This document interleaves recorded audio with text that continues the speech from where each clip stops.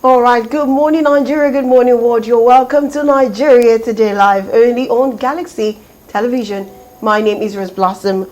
I'm super excited to be here, as usual, like I always say, every morning to start with you and to make your morning come alive.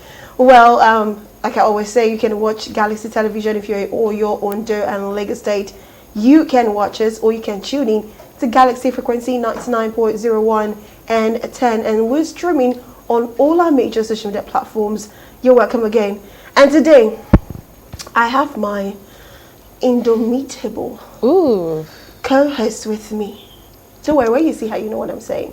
You by me. Hello. You look take home to mama. Oh, if I look take home to mama, I'm not sure of the word I would use for you. Take me away from this earth because I'm seeing an angelic face. But nobody wants to leave Earth right now. I think if heaven is better, do you not want to leave? Think about it. Think about it. We think about it. We think about it.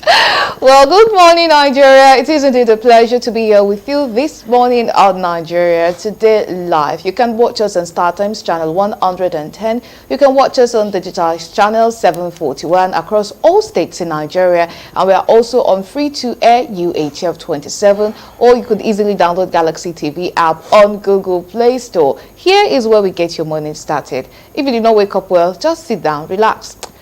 Just tune in to Nigeria Today Live. I promise you, your money is going to get better and you will draw so much energy for your day. So today we'll be starting with the top 5 at 7 as we usually do. We start with getting you informed of what's happening around Nigeria and all around the world. So let's start with the top 5 at 7. Let's have the break, and when we come back, much information is coming your way. To stay with us.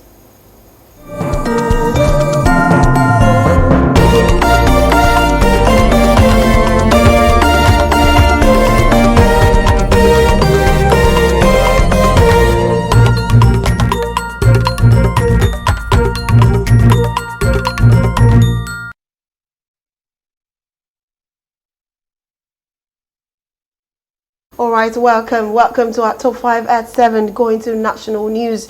Our first story is Tinubu says government is taking power seriously to enhance Nigerians' livelihoods.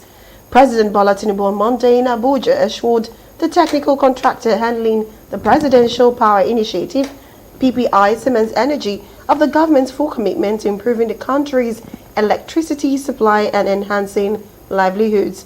At a meeting at the State House with a delegation from Siemens Energy, led by Datman Sidofor, Managing Director of Middle East and Africa, President Tinubu noted that the power sector remains central to stimulating the economy, particularly in the industrial, educational and healthcare sectors. All right, and then we have Shettima returns to Abuja after Nigeria's climate leadership.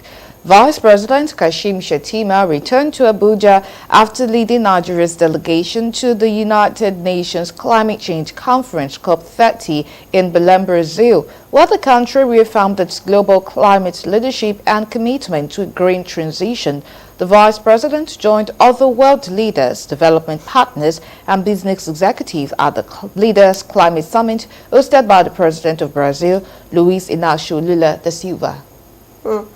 And also moving to Minister of Health wants end to dependence on foreign aid. Minister of Health and Social Welfare, Dr.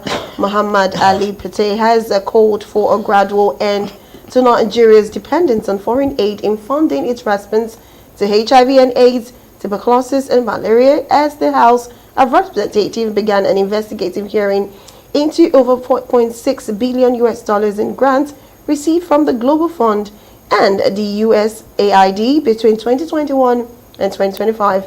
At the hearing of the House Committee on Infectious Disease in Abuja, he also said that the country must take greater responsibilities for financing its health priorities as donor funding declines after 2 decades of support.